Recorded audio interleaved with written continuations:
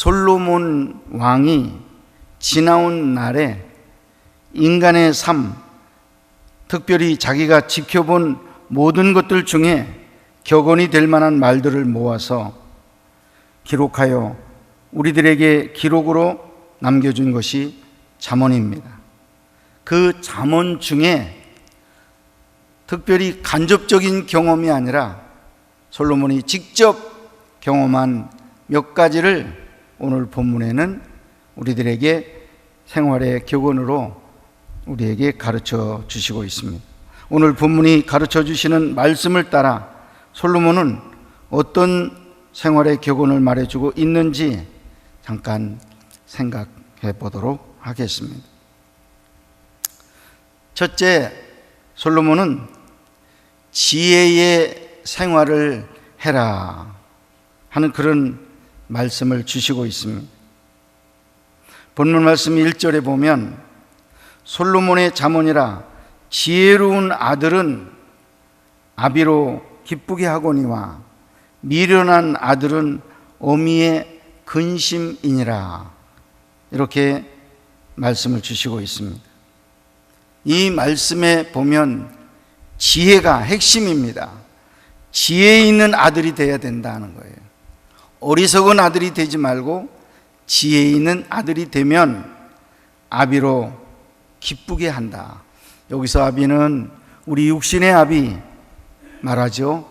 또 한편으로는 하나님 아버지, 영적인 아비를 둘 다 말씀하고 있는 것입니다. 우리 하나님 특별히 지혜로운 아들을 통해서 영광을 받으실 줄로 믿습니다. 사랑하는 여러분이 지혜로울 때 우리 하나님께서 영광 받으실 줄로 믿습니다. 자녀들 중에는 지혜로운 아들이 있고 지혜로운 딸이 있습니다. 솔로몬에게는 여러 형제가 있었습니다. 즉 그의 아버지 다윗에게 여러 아들들이 있었습니다. 그 여러 아들 중에서 대표적인 아들 둘에 대해서 말씀을 드리겠습니다. 아들 중에서 아주 못된 아들 하나 있었는데 그 아들은 압살롬이라고 하는 아들이었습니다. 압살롬은 스스로 왕이 되기 위해서 불량한 사람들을 몰래 모아놓고 세력화한 다음에 아버지를 죽이고 자기가 왕의 자리에 앉으려고 반란을 일으켰던 그런 왕자였습니다. 한때 아버지를 내쫓기도 했습니다. 처음에는 성공한 것 같았지만은 나중에는 그 반란에서 패배하고 아버지 다윗에게 다시금 쫓겨서 비참하게 죽임을 당하게 되는 것입니다. 이 압살롬은 다윗의 아들이었지만은 아버지를 부끄럽게 한 아들이었어요. 그 아들을 둔 일이 얼마나 다윗에게는 수치스러운 일이었는지 알 수가 없습니다. 자랑이라 할 것은 하나도 없었던 그런 아들이었습니다.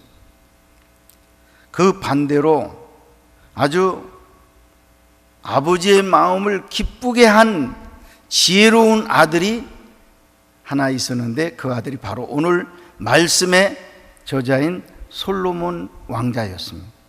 솔로몬은 압살롬과 배다른 형제였어요. 그런데 아주 판이하게 이 아들은 아버지를 기쁘게 하는 그런 아들이었다는 것입니다. 솔로몬은 아버지 다윗에게 자랑거리였었습니다. 솔로몬의 삶 중에 유명한 일은 기도하고 지혜를 축복으로 받았다는 것입니다. 소위 1000번제를 드리고 하나님으로부터 지혜의 은사를 받은 임금이 솔로몬 임금이었습니다. 하나님이 솔로몬의 꿈속에 나타나 내가 내게 무엇을 줄 거라고 물으셨을 때 솔로몬은 감히 하나님께 요청했습니다. 하나님, 나는 하나님이 왕직분을 주셨기 때문에 나에게 지혜를 주셔야 이 직분을 잘 감당하겠습니다. 다른 것은 주지 않으셔도 좋지만 지혜만은 꼭 주세요 하고 지혜를 간구를 했어요. 왜? 자기가 맡은 일이 왕이라는 귀하고 무거운 이 직분을 감당하기 위해서는 하나님의 지혜가 절대 필요하기 때문에 지혜를 달라고 기도를 했습니다. 그러자 하나님께서 내가 구하지 않은 부귀 영화까지 내가 너에게 더해 주리라 하고 지혜와 함께 부귀 영화까지 또 덧입혀서 축복해 주신 줄로 믿습니다. 할렐루야. 그래서 솔로몬은 태평성대를 이루었습니다. 이렇게 솔로몬은 사실상 그 아버지의 기쁨이 되고 자랑거리가 된 것입니다. 하나님을 하나님으로 알고 하나님으로 모실 줄 아는 지혜로운 아들이었습니다. 그래서 하나님은 그를 통해서 지혜로운 생활의 잠언을 쓰게 하셨던 것입니다. 하나님을 하나님으로 알고 내가 누구인가? 내 위치가 어디인가? 자기 자리를 찾아 앉고 서는 사람, 즉 자기를 아는 사람이 지혜로운 사람이라 할 수 있습니다. 성경은 하나님을 하나님 되게 하는 사람, 또 피조물이 피조물 되는 그런 입장에 있을 때 질서가 이루어진다는 말씀을 우리에게 가르쳐주고 있어요. 인류에게 있어온 모든 죄들의 그 원 중심에는 피조물이면서 하나님이 되려고 하는 그런 교만이 모든 죄 속에 들어있다는 사실을 여러분 깨달으시기 바랍니다. 그때는 무질서의 세계가 오는 거예요. 가정 안에 무질서가 오고 교회 안에 무질서가 오고 이 세상 안에 무질서가 오는 거예요. 여러분, 참 질서와 평화는 언제 오느냐? 하나님을 하나님으로 모시고 나는 나의 위치 피조물의 자리에 조용히 무릎 꿇고 하나님을 앙망하는 그런 자리에 있을 때 하나님의 은혜와 축복이 임하게 될 줄로 믿습니다. 내가 세상에 아무리 출세를 했다고 한들 부모를 몰라보는 자식이 아니듯이 진정한 우리의 아버지가 되는 하나님을 알아보는 성도가 바로 지혜로운 자식인 것 믿으시기를 바랍니다. 지혜로운 자식이 하나님을 기쁘시게 합니다. 하나님은 이런 사람을 돕고 축복하시는 줄 믿으시기 바랍니다. 두 번째, 솔로몬은 생활의 경험 속에서 의리의 생활을 해야 하나님의 축복을 받는다 하는 그런 경험을 하게 되었습니다. 오늘 본문 말씀 2절 3절을 보면 불의의 재물은 무익하여도 의리는 죽음에서 건지느니라. 여호와께서 의인의 영혼은 줄이지 않게 하시나 악인의 소욕은 물리치시느니라. 아멘 하시기 바랍니다. 그래서 여기 말씀하는 바 의리에 대한 이야기를 말해요. 내가 아무리 손해를 봐도 아무리 어려워도 의리를 지킬 줄 아는 그런 사람이 진짜 인간다운 인간인 것입니다. 우리가 하나님께 대해서도 마찬가지입니다. 하나님께 의리를 지켜야 합니다. 그것을 성경은 의로운 생활이라고 말씀하고 있는 것입니다. 본문에 불의한 재물은 무익하다 이렇게 말씀했습니다. 이 말을 다른 말로 바꾸면 자기가 땀 흘려 정정당당하게 벌지 아니한 부정축제는 전혀 의미가 없다는 것입니다.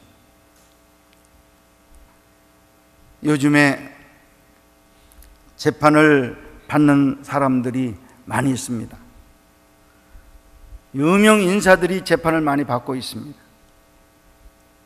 또 요즘에 청문회를 통해서 많은 사람들이 강요해서 낙마하고 또 부끄러운 일을 지금 당하고 있는 이런 상황에 있습니다.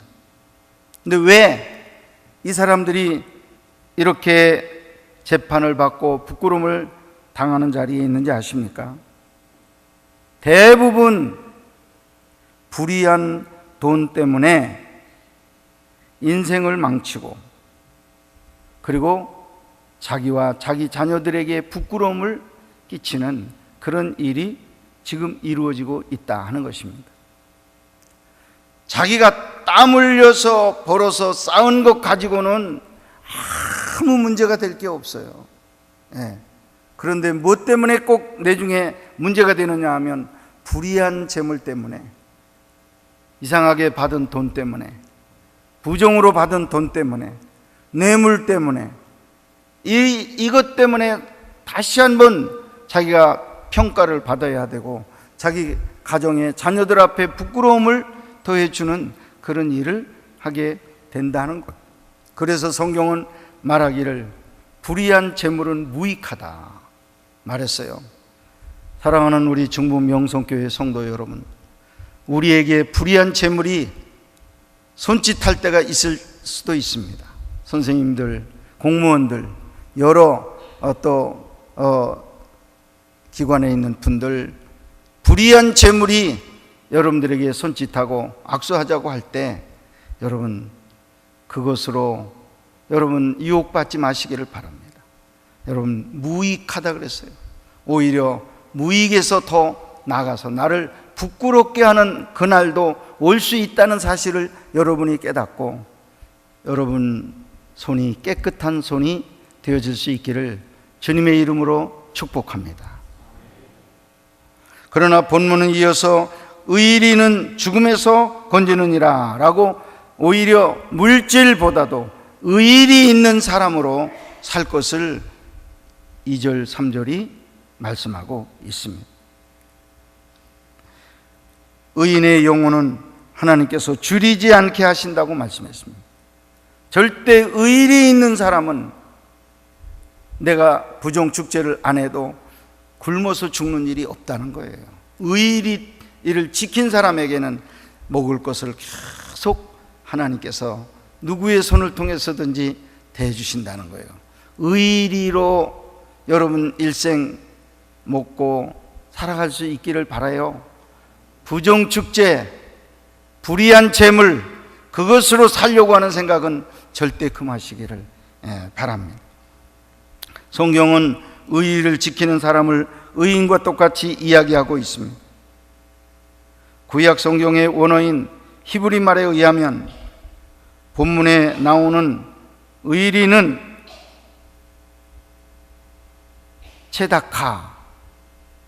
체다카라는 그런 히브리어를 쓰고 있습니다. 이 체다카, 이 단어는 의라고 대부분 번역을 했습니다. 구약 성경의 체다카, 하나님의 인간의 의에 대해서 쓸 때는 체다카를 썼어요.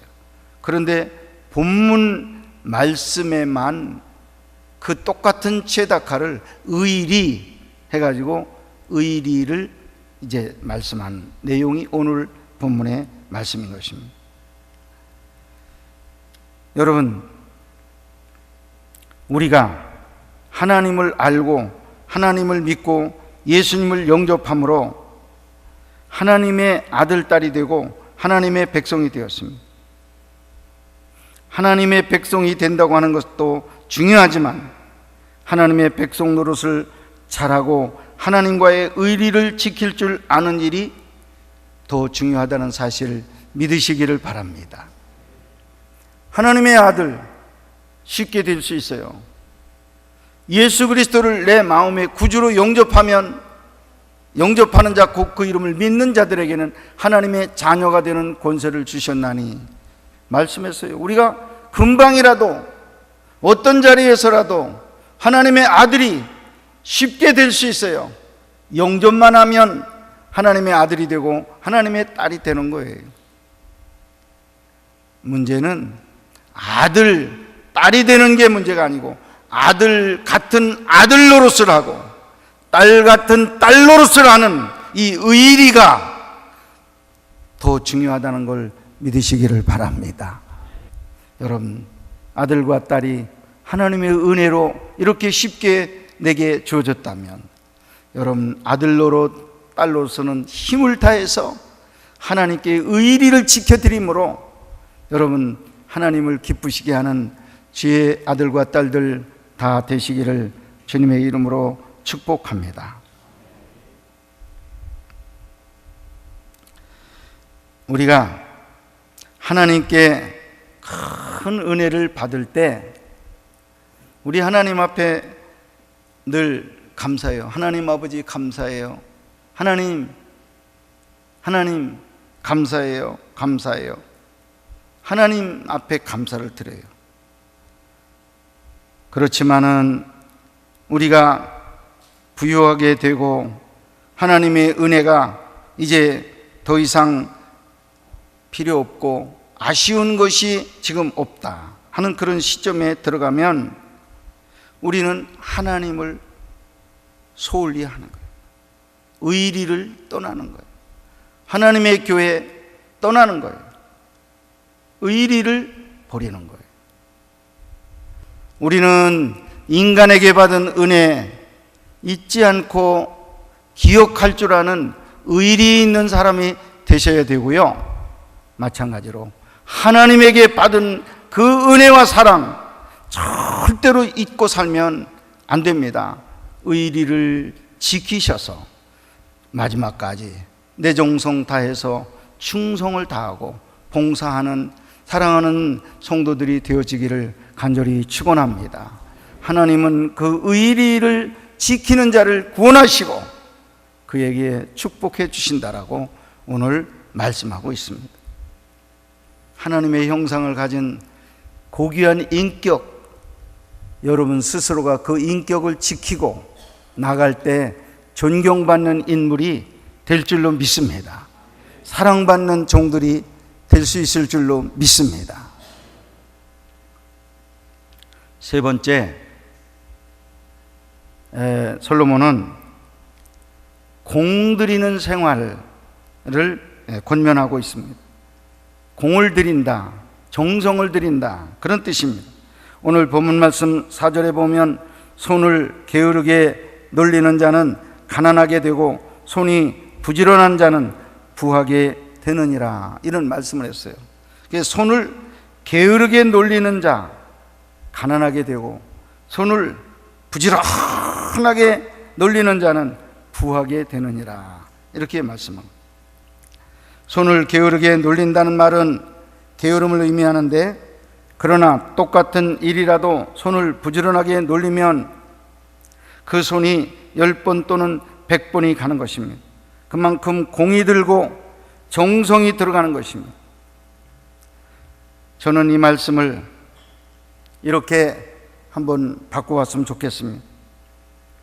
무슨 일이나 공들이지 않은 일은 되는 일이 없고 공들이는 일은 반드시 성공한다, 이렇게 문장을 좀 바꿔보면 더 좋을 것 같다는 그런 생각도 해보았습니다. 여러분, 어떤 일도 공들이지 아니하면 될 게 없어요. 그러나 어떤 일도 공을 들이고 정성을 들이면 안 될 일도 또한 없다는 거예요. 공을 들이고 정성을 들여서 하는 일이 꼭 열매를 맺게 된다는 것, 성공한다는 것 기억하시기를 바랍니다. 공부할 때도요, 공을 들여서 공부를 하는 아이들은 공부가 발전이 있어요. 공을 안 들이는 아이들은 이 학업 성적이 발전이 안 되는 거예요. 전진이 돼야 되는데 왜? 공을 안 들여요. 공부에 공을 들여야 되는데 이 공을 들이지 않는 것입니다. 부지런하여 열심을 품고 주를 섬기라고 말씀했어요. 우리 예수님 미적지근하게 섬기는 걸 원하지 않습니다. 사랑하는 여러분, 열심을 품고 아멘 하세요. 주를 섬기라. 아멘 하세요. 여러분, 내 안에 지금 열심이 있습니까? 하나님 기뻐하십니다. 공을 들이고 있습니까? 이 예배에 공을 들이고 있습니까? 하나님 기뻐하셔요. 그러나 열심히 빠져나가고 공이 없어지고 여러분 열정이 식어진 그런 미적지근한 예배를 하나님께서 기쁘게 여기질 아니하셔요. 돕지도 아니하고 차지도 아니한 그런 예배, 그런 헌신에 대해서 우리 주님은 내뱉는 그런 일은 있다고 말했습니다. 뱉어버린다고 말했습니다. 사랑하는 여러분, 작은 일 하나하나에도 열정을 기울여서 하시기를 바랍니다. 남들이 볼 때 참 열심히 하신다 하면 복이 오는 거예요. 하나님이 그 뒤에서 복을 주실 줄로 믿습니다. 교회에서 이름도 없는 작은 일, 봉사하는 일, 아무도 몰라주는 그런 일이라 해도 열심을 다해서 봉사해 보세요. 사람들이 알아보는 날이 옵니다. 하나님께서 기억하고 축복해 주실 줄로 믿습니다. 열심으로 하십시오. 소홀하게 하지 마세요. 이까짓 거 이런 생각하지 마시고 정말 이 일이라도 내가 잘해야지, 정성껏 해야지, 내가 공을 들여야지, 사랑해야지 할 때 그 순 성장하고 그 주일학교 성장하고 그 반이 성장하는 이런 역사가 일어나게 될 줄로 믿습니다. 공을 들인 일이 지혜로운 생활이다. 열심을 품고 공을 들여서 신앙생활을 하자 말씀을 드립니다. 결론의 말씀을 드리겠습니다. 성도의 생활 자문은 첫째, 지혜로운 생활을 해라 하는 것입니다. 자식은 여호와의 주신 기업이요 상급입니다. 그 결과는 부모로 기쁘게 합니다.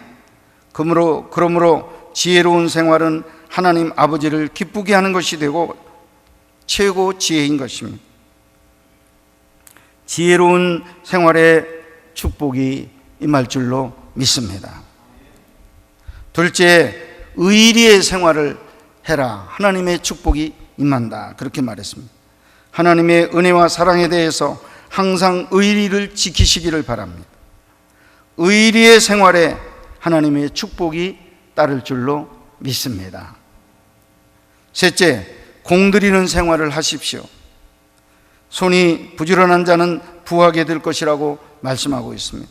손이 부지런한다 하는 말은 공을 들이는 것을 의미합니다. 우리는 우리의 생업에 공을 들이는 것처럼 믿음 생활에 공을 들여서 신앙생활 여러분 감당하게 될 때 여러분들 신앙의 열매가 맺히게 되고 신앙생활에 하나님의 축복이 임하게 될 줄로 믿습니다. 하나님의 축복이 모든 교회 생활에 공을 들이는 종들에게 임하게 될 줄로 믿습니다.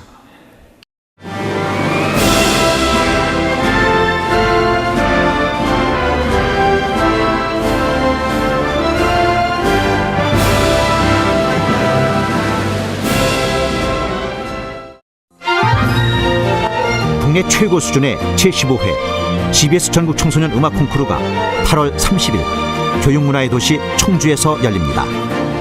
피아노와 관악, 현악, 성악, 작곡, 대학 일반부 성악 등 6개 부문에 걸쳐 기량을 겨루는 GBS 전국 청소년 음악 콩쿠르 대상엔 문화체육관광부 장관상과 상금 500만 원이 주어집니다. 제15회 GBS 전국 청소년 음악 콩쿠르, 자세한 내용은 GBS 홈페이지를 참고하시기 바랍니다. 청소년 여러분의 많은 참여 바랍니다.